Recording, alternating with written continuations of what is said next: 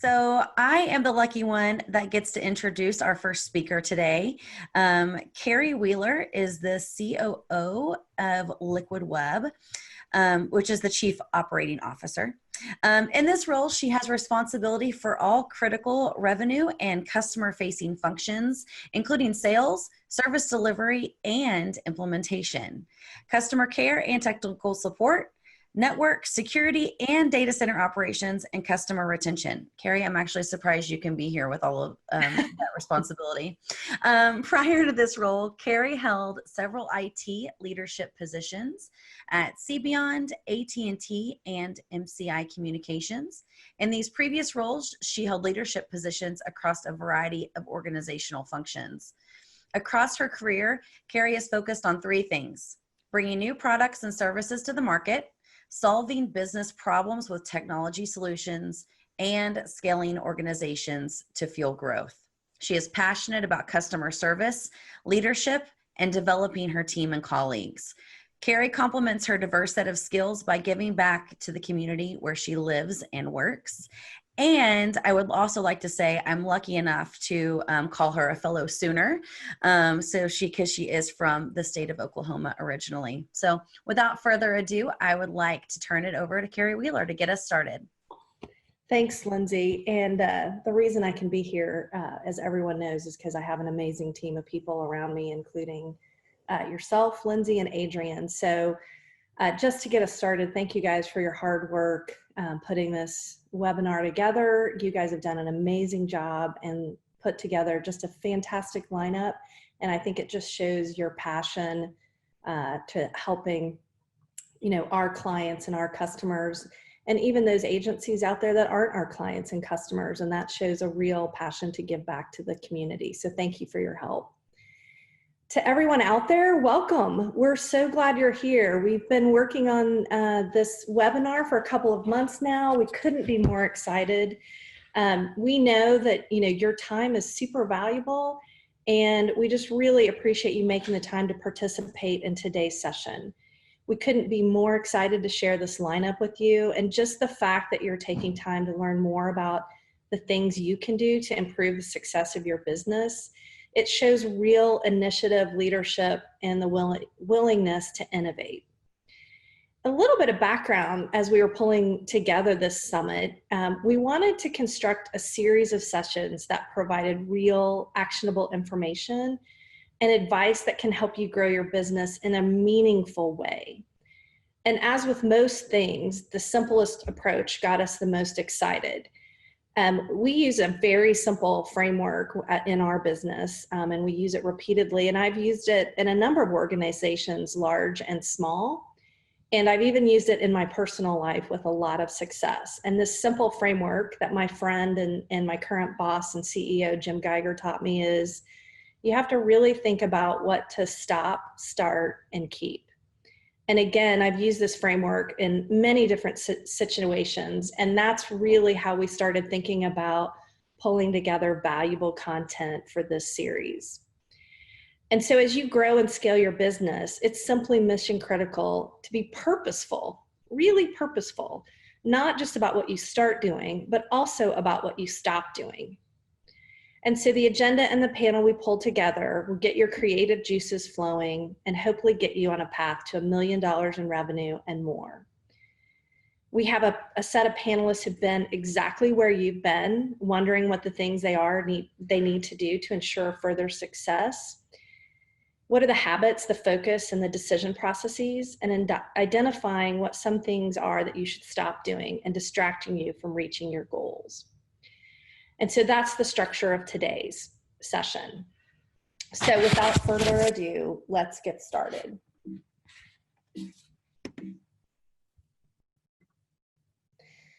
So first of all, Lindsay talked about some of my passions, and one of my passion area is helping organizations, both large and small, learn how to scale their business.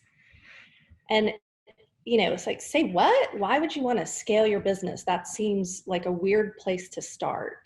But really, at the end of the day, scale is all about the ability to handle more work, AKA more clients, more sales, more revenue, in a cost-effective manner. And it's important to think about scale no matter the size of your business, whether you're just getting started, you're a growing agency, or you're already a fairly decent size agency and want to go even further. And the reason scale is so important is because organizations who can't scale can't grow, and it's as simple as that. It's getting more efficient, more effective, and then investing those efficiencies in growing your business. And as I said at the intro, and some of you may not have heard, really, when you think about the fact that you need to scale your business in order to grow your business, scale can be pretty darn sexy. So let's talk about what my view of the 5 must-dos to scale your business are. There's 100 things that you have to do to grow a business. But when you really sit down and think about how you're going to scale your business, there's really 5 fundamentals, in my opinion, that will help you do this most aggressively. First, start with the end in mind. What do you need to accomplish in the short, medium, and long term? And what's your end game? We'll talk a little bit more about that. Relentlessly focus on what matters. Don't let days or weeks fly off the calendar doing activities that don't add value. And you'd be surprised how many of us get caught in that trap. Number 3, innovate, period. We're going to talk a little bit about how innovation can be a pet peeve of mine, but really it's all about focusing on new ways of doing business. 4, build the right team. Large and small, it matters. And a team is a fluid ecosystem of resources. It's not just about hiring and firing. And finally, 5, and probably my most favorite, is inspect what you expect. As the old saying goes, trust but verify. You have to know the metrics that matter to your business. So let's keep going. First, start with the end in mind. Let me just say this. First, no matter what the time period is, you have to write it down. Let me say it again, write it down. And at the beginning of every month, review what you wrote down last month and update it and make edits. Take a few minutes to reflect on it and update it so that you continue to achieve your goals with the end in mind. The first step is to think about, what do I have to accomplish this month to meet my commitments? We all have commitments that we've made, whether it's to our boss, to our clients, to our families, to our communities. Write down what you've committed to do this month and make sure you're on track to achieve that. The second is, what do I want to look back on this year and to be able to consider it a success? Am I on track? And if not, what do I need to do to make it happen? One of the things we do here at Liquid Web on my team is every year at the beginning of the year, we do an exercise where I say, okay, guys, at the end of the year when we're at the Christmas party, what do we want to raise our glasses to and say that we're super proud we accomplished? And we write those down. And every year at the Christmas party, we raise our glasses and we say, this is what we're proud we accomplished. And by the way, this is where we want to either do better next year, or this is the new milestone we want to achieve. And if you've written that down and you look at it every month, you'll be in a better position to get to that Christmas party and feel like you've had a very successful year. The 3 to 5 year, the dreaded 3 to 5 year. Where do you see yourself in 3 to 5 years? Who the heck really knows the answer to that question? Honestly, most of us don't. But here's what we can generally answer. What are the experiences that I would like to have gained? What are the accomplishments that I would like to say that I've achieved? Again, in my business and in my personal life. What do I want those around me to say that they've accomplished and they've achieved? And when I'm reminiscing and I'm looking back on the past 5 years, what do I want to look at my friends and colleagues and say, wow, can you believe we did that? So instead of thinking about what do you want to be or what does your business want to be in 3 to 5 years, frame it in that series of questions and start writing it down. And you'll find that month over month as you do that and review it, you'll edit it and it will get pretty crisp over time. And finally, the end game. This is just as important as the three previous points. It's really important for small businesses and agencies. Do you want to have this business for your entire career? Is this a lifestyle business? Or is this a business you want to grow and sell at some point so that you can use the earnings to fund another passion? Do you want to grow it big enough so that you're a viable player and you can merge with a competitor and run an even bigger business? What is it that you dream your end game to be? And don't be afraid to say that you have an end game. We're all in business for a number of reasons: to find meaningful work and to support our families and to build equity in our lives. So embrace that and build your end game. It's also important to have these things in mind because as you go about meeting people, networking, which by the way, you'll hear about more later this afternoon from Chris Lemma, you'll find that you're able to talk about these things and opportunities will present themselves and you'll be able to more quickly and articulately take advantage of opportunities that come your way because you will have already identified what you want to accomplish in these time spans. And it'll bring opportunities to you in a much more effective way that you didn't even see coming. Let's go to number 2, relentlessly focus on what matters. This one seems obvious, but you'd be really surprised how much of your day and your week is spent on activities that are not directly tied to adding value to your business. Do me a favor, and after this, look at your calendar for the next week and maybe even the next month.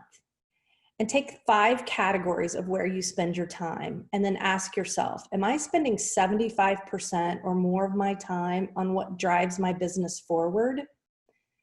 Most likely the answer to that is no. And that's where you need to start thinking about what you need to stop doing or start doing to change that. A real quick story. One of my directs from a prior company had responsibility for reducing customer churn, and we weren't making progress. And I had him sit down and do this very exercise, and he came back and found that 75% of his time was focused on employee issues and not figuring out what would reduce customer churn. So we sat down and said, if you rebuilt your calendar, what meetings would you change? What approach would you take? What new tools would you implement? And he changed that. And over a 6-month period, he reduced his time on employee issues to 15%.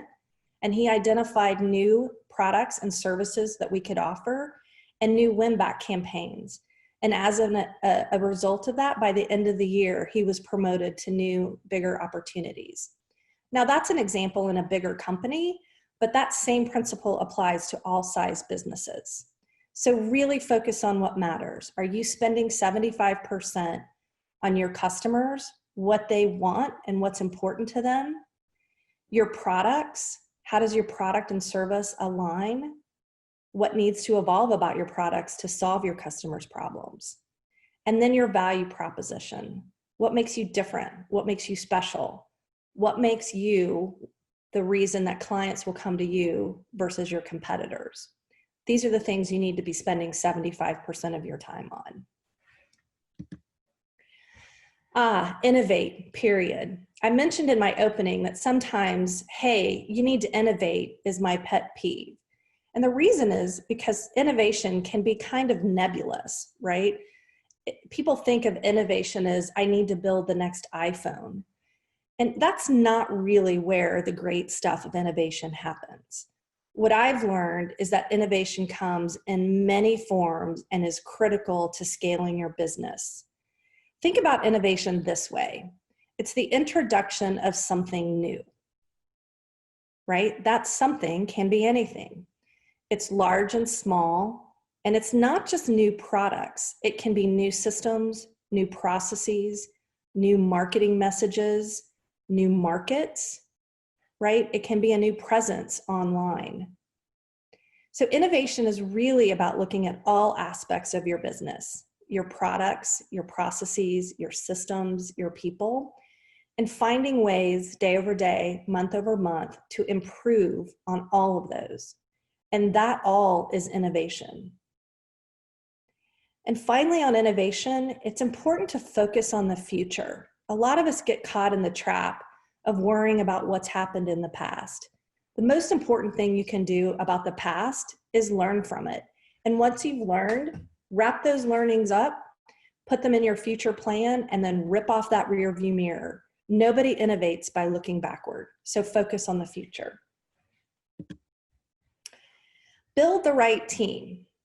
Again, this is super important for businesses of all size. You can be a single entrepreneur or you can be a large corporation. But if you don't have the right team around you, you're not going to be successful.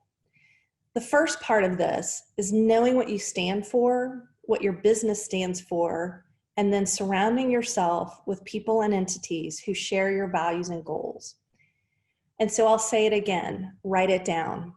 If you haven't written down what's important to you and what your values and goals are, it makes it a lot harder to explain to people that you want to surround yourself with. Employees are important, and there's no reason in today's technology, remote workers and globalization, that you have to hire and fire every resource. Do some research. Find your peers and share resources. Use online capabilities. There's a ton of opportunity out there to find new employees, but also to find consultants and contractors that can be part of your fluid ecosystem that you can treat like employees and motivate them in the same way. And a word about partners, right? Pick vendors to offload administrative and non-value added activities, right? Those things that are sucking up your time but aren't driving your business forward. Find vendors to do that. But find partners that share your values and goals. Find partners that add value to your product or your offering and vet them. Make sure they share your values and goals. And so remember that there's a difference between vendors and partners. They're both important in your ecosystem, but make sure you know the difference and go after both of them. And for those of you looking for investors or who have investors, choose wisely and take your time. Whether this is a family member, venture capital, a bank loan, make sure that your investors share your goals and values as well, and don't jump too fast. Capital is a hard thing to come by, but it's an even harder thing to pay back when you have investors that don't share your vision and goals. And finally, focus on the outcomes. This is kind of a theme I've been talking a little bit about throughout this talk. But you need to focus on outcomes, not activity. Activity is a time suck, but focusing on outcomes means you're going to achieve your objectives this month, this year, 3 to 5 years, and for your end game. And so the first thing is sit down and think about what's the only metric that matters. Now, that seems a little ridiculous, right? There's lots of metrics that matter. But what's the one thing, what's the one metric that if you exceed that metric is going to help you achieve your annual, your 3 to 5 year, and your end game? And it could be anything, and it's yours. Is it revenue? Is it monthly earnings? Is it the number of active clients you have? Define it, know it, measure it, and most importantly, share it with others. And make sure you know exactly how you collect the data on the metric that matters. And don't be afraid of the data. If you're a strategist or a creative type or a developer, you may not be a data analyst, and that's okay. There's lots of them out there, and it's important that you find someone who can help you with this and help you get into the analytics. You really should spend part of your 75% on knowing the data that drives your business. And it doesn't really matter what the tool is at the end of the day. It's a tool that is comfortable for you. But you need to know your key performance indicators that drive the only metric that matters. And you need to collect the data, review it, and trend it. And again, these are yours and they're what's important to your business, not anyone else's. What's my average lead time to close a deal? What's my average deal size? What does my average deal size need to be to win? What's in my current pipeline? What percentage of my team's time is spent on service versus sales? And really important to me is, why do I win and why do I lose? Make sure you gather the data on those points so that you can focus them on outcomes. And then finally, make sure you exhibit discipline. And what this really means to me is set up a mechanism to meet with your team, whoever that team may be, and review the data and your performance to outcomes. And make it important to you. Set it up at a time where you're not going to miss it. And if you miss it and reschedule, that you're always present and you're actively engaged in the conversation. You're not distracted by your phone. You're not doing email. You're asking questions and driving the conversation forward based on the data. It's mechanics and it's consistency. The only other thing I would say here is you're never ever done. It's an evolving ecosystem of information, and it's always changing, and your questions are always changing that force you to gather more data. Embrace that. It can actually be a little bit of fun. And I'll just close by saying small business is not for the faint of heart. I grew up with a father who ran his small business, and he was on point 24/7. It's for the brave, the patient, and the persistent. And it's for the people who want to overcome any obstacles and create something on their own. So I'm going to wrap up now. We might have time for a couple of questions, but I'll just remind you by saying that to scale your business is important to grow your business, and that scale can be sexy. And the 5 things to keep in mind: start with the end in mind. Really focus on what matters. Be relentless. Innovate, period, in small and big ways. Build a team around you and inspect what you expect. That's it for me, Lindsay. Again, thank you, everyone. We're so glad you're here. Thank you, Carrie. That was great information. That was amazing. Yeah. So our friend Dave Braun is over here in the chat, and he made a couple of points that I just wanted to bring up for discussion. If anyone else has a question for Carrie about what she talked about, or just what's in her vast wheelhouse of knowledge, pop those in the chat and we'll put her on the spot a little bit. But Dave was talking about how your systems continue to change in your business as your business changes. And he specifically said, it changes when you have 3 websites under maintenance compared to 100 websites under maintenance. So I liked that point and I wanted to bring it up. And he also said that he's thinking about like highlighting a new system each month. So maybe one month he can focus on marketing, another month focus entirely on his team. And I just kind of wanted to throw that out there to you and see what your thoughts were. Yeah, I think there's a lot in that. I would say, I think there's a lot of creative ways that you can take these 5 things and figure out a monthly specialty if that's what you want. Mm-hmm. I would say as you think about your annual plan, you could even make it a quarter, right? This quarter, we're going to focus on new processes and new systems under our innovation goal. This quarter, we're really going to focus on building the team because I have more pipeline than I can handle and I need to outsource some things. Or this month, hey, listen, maintenance of all these websites that I have under management, I'm spending more of my time doing that than I am going and getting new clients. Who's a partner out there who can help me offload some of those maintenance activities, whether that's a person or a new tool? So I love that idea of purposefully setting aside a time of calendar, a calendar time in your annual plan, whether it's monthly or quarterly, that says we're going to focus on these. I would just recommend that you prioritize based on, what is the most immediate need, and again, what will get you to achieve those outcomes. Right. Yeah, good points, Carrie. It's funny. So, you and I obviously work together a lot. It's a lot. I feel like you're talking directly to me, but I know there's 102 other people on this recording. But no, I think you make a lot of really good points. I really like that you encourage us. A lot of the things that we're talking to these small business owners about is the same things that you encourage us to do individually in our organization as we manage our business. So I think a lot of it resonates with small business and how we run ourselves, and how we treat ourselves honestly as our own business, and we all need to have a long-term plan and have long-term goals in mind and a way to get there. So that's great. I appreciate that. It looks like Mark has a question as well. So Mark says, what is the best way to scale my business when I want to remain a solopreneur? Well, I think that's a great question, and that's going to be tough. I think it depends on the size of business you want to grow to. So the first thing I would recommend, Mark, is what's the outcome you want? Is to remain a solopreneur, do you need a specific amount of monthly earnings?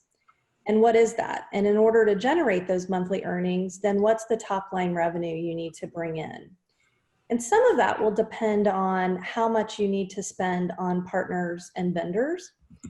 But I think what you want to do is figure out what's the one metric that matters, which is probably in the neighborhood of monthly earnings for you if you want to remain a solopreneur. And then map out a plan for how can you most cost effectively use partners and vendors to keep your costs as small as possible so that your revenue can be achievable. You probably want your margins to be in the 50-60% range. And that means you'd want sort of 2 times revenue to get to your monthly earnings.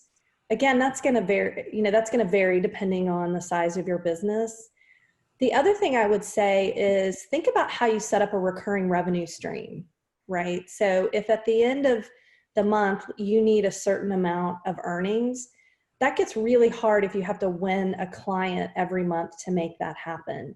So there's lots of ways out there that you can use affiliates and partnerships to build a recurring revenue stream.